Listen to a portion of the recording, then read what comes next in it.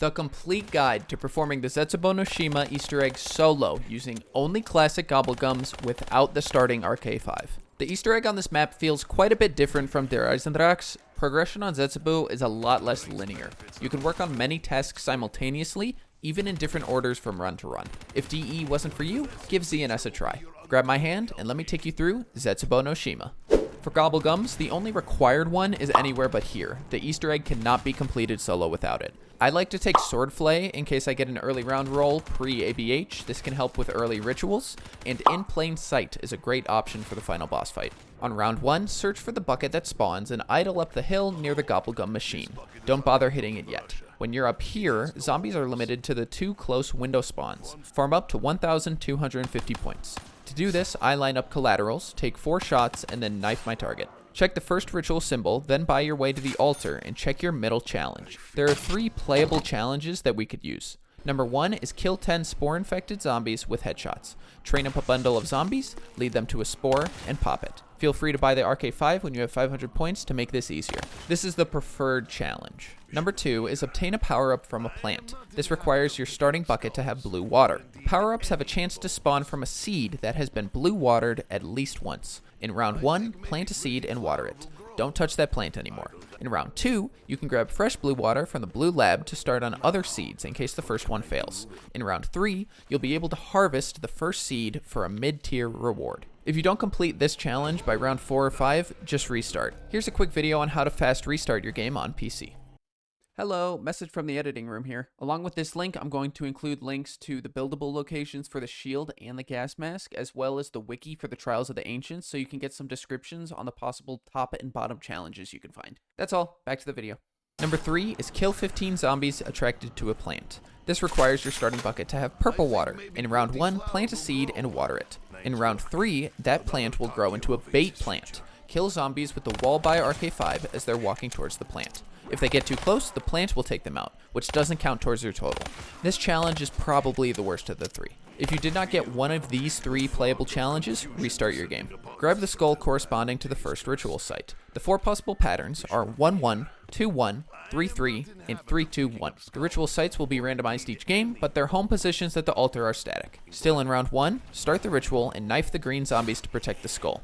After about a minute, the skull will light up and the ritual zombies will be purged. Completing the ritual awards 500 points. Use this to buy towards the blue lab. Ritual 2 is here on the left. You can ADS and play with sightlines to peek what this ritual is. When you see it, return to the altar and swap your skull for Ritual 2's skull. Check your top and bottom challenges as well, and try to keep these in mind as you play through the early game. The challenges don't have to be done for a long while, but obviously, the earlier the better. Now you can hit the Gobblegum machine.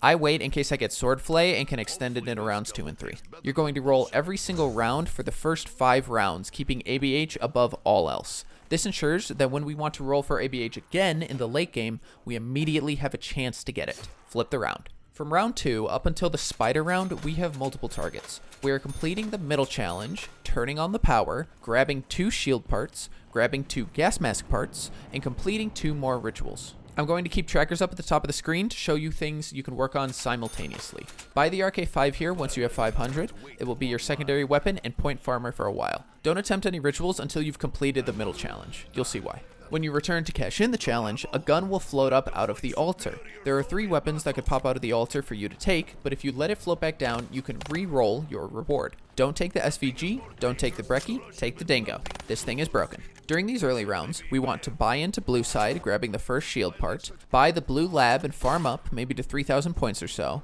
and power on the blue lab, refill the bucket, and then lower the blue lab cage on your way out. Once you have the Dingo, buy Quick Revive. The run has officially begun. You can now complete Ritual 2 featuring spiders. In the Ritual 2 area is our first gas mask part. After completing Ritual 2, head to the blue side and try your best to peek the ritual down at the docks. It's hard to see, but there are only 2 options remaining at this point, and you should be able to narrow it down. This will be the next skull you grab. Continuing on, we return to the altar and swap from skull 2 to 3, buy into the green side, grabbing the second shield part, buy the green lab and power it on with the blue water from earlier, and then buy the door from green lab to the bunker and open the bunker. Clear out the zombies in front of you before they turn into thrashers and head towards the power room. You should have ABH at this point. Don't do this next step if you don't have it. Jump into the water and slash the webs to clear the fan. ABH out. Return to the power room and switch it on. Let's go through the checklist. At this point, you should have power done, 1 of 3 challenges done, 2 of 3 shield parts, 1 of 3 gas mask parts, and 2 of 4 rituals done. Now that the power is on, we replace the power objective with the KT4 objective. Buy the door in the power room to gain access to the docks. Grab the gas mask part and start ritual 3. This ritual has a chance to spawn a Thrasher, just don't interact with him, kite him around the room instead.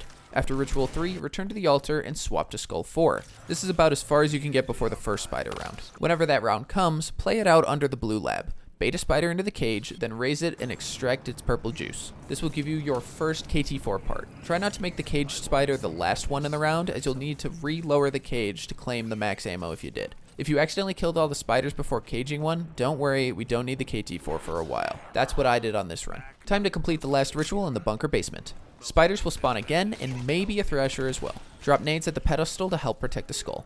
After the ritual completes, grab the skull and take the pipe exit to the green lab backyard. While in this pipe, you'll pass a 115 meteorite on the right. Spam interact as you pass it to pick up rainbow water. When you arrive at green lab, grab the final gas mask part. Buy back into the map and build the gas mask inside of the green lab. Return to the altar, cash in the final skull, and go down the stairs for the final skull ritual. Interact with the skull to start, causing keepers to spawn and pursue you. They fall in one hit, so don't waste too much ammo here. Claim the skull and immediately put it away. You can now start to prioritize your remaining challenges. Head to the green lab and farm for a bit. You should spot a zombie with a green rod embedded in its side. Take it out and claim your second KT4 part. Head back to the bunker and open the door in front of Jug. I'm going to call this the AA room. Grab the final shield part, then go build it at blue lab.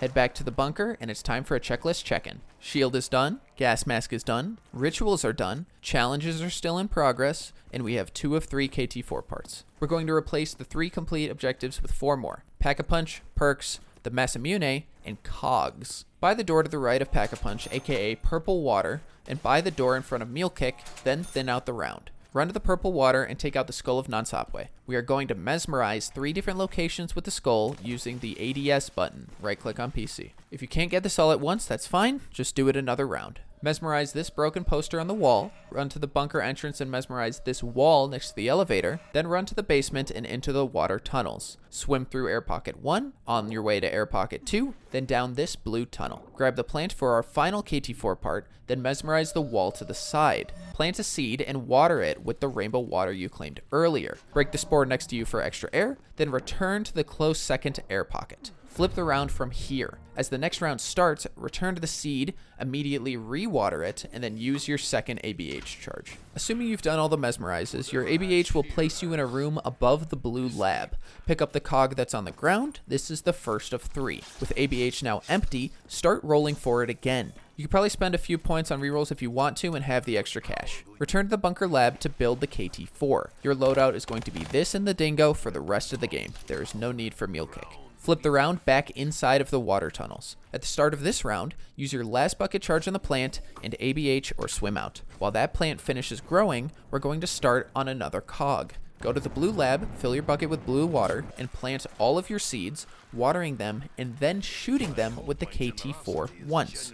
We are going to do this for the next 3 rounds. The final objectives can be done in a variable order, so I'm going to describe the endgame here in a more loose structure. This current round, where you're finishing the rainbow plant and starting the cog, I will refer to as endgame. In endgame +1, harvest the rainbow plant. This is your first component of the Masamune. Also in endgame +1, re-water the blue plants and shoot them with the KT4 again. Whenever you finish your challenges, lightning will periodically strike at the skull altar. Friendly reminder, you do have to finish your challenges. From my experience, this usually happens at the start of rounds. Take out your shield. If you're on PC, the hotkey is 2 by default, and verify it has become electrified. We need to use this shield in 2 different locations. At the green lab, melee the cage to open it, then when you reach the bottom, interact with the bones. I never got a very clear picture as to where the interactable item is on this one, but sometimes your character will speak a voice line when picking it up. On a different round, electrify your shield again and head to the blue lab. Melee this switchboard outside of the workbench room and buy the zipline.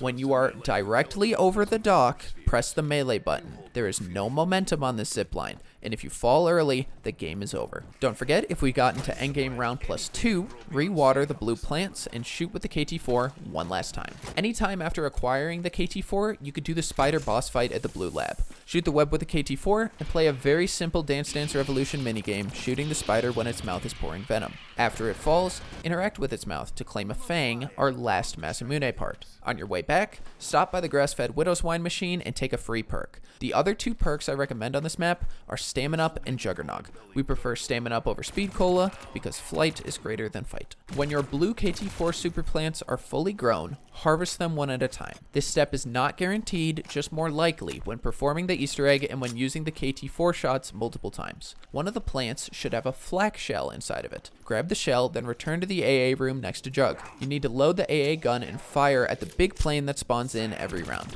This spawn timing will be variable, the gun fires with delay, and you have to be accurate. After it blows up, a delayed trail of smoke will fly out of the sky and land either outside the bunker or one of the labs. Follow the trail and listen for the hiss to claim the last cog. I enjoy pack-a-punching my gun on this run. It's nice for the ammo and repack buffs. To pack-a-punch on this map, we need 3 parts. Part 1 is back in the power room water. Part 2 can be found by opening the cocoons in the purple water room. Just melee a bunch and check if it's dropped. Clear out the zombies that spawn, then melee some more. And part 3 can be found in the water tunnels. There are a couple of spawns, but it's not too much space to cover. Interact with the 3 pipes surrounding Pack-a-Punch to lower the water, and upgrade the Dingo to the Dire Wolf. Before we can take on the final boss, you must interact with the other lab table next to where we made the KT4 to upgrade it to the Masamune. When all of this is done, head back to the elevator, place the 3 cogs in the room behind, run around to the front, and head on down. Shoot these limbs with the Masamune to proceed to the final fight. This fight is very straightforward. I've gotten here twice, and I've beaten it twice. 3 times in a row, you have to shoot the exposed spores on the swamp creature's body with the Masamune, then survive until the next one is revealed. Shoot the spiders and zombies, and simply kite the thrashers. Listen for the audio of when the Whomping Willow attack comes down. You don't want to be caught in the middle of this. Before starting the boss fight, I like to roll my Gobblegums for in plain sight. You can pop that whenever you have to reload your LMG. Just walk around the room in this gradual circle. It really is this simple. Of course I say that, and then I go down. After popping the 3rd spore, take out the Skull of Non-Sapway and hold down fire to vaporize. We're going to use this thing until it's empty. Hopefully by the time it's out, the final 4th spore will be revealed. Shoot it with the Masamune, and that's time. Enjoy the Takio cutscene, and another Easter egg down. Sorry about the gameplay quality on this one. I decided to stream my attempts and download the VOD, and damn, that bitrate hurts. Garad Krovi is next, I guess. Gosh, that's a scary one. I'm planning to get some buddies together to go back and build a Shadows of Evil tutorial as well, because you need 4 people for that one. We're chugging along. I've been Noodles. You've been awesome. Thanks for watching.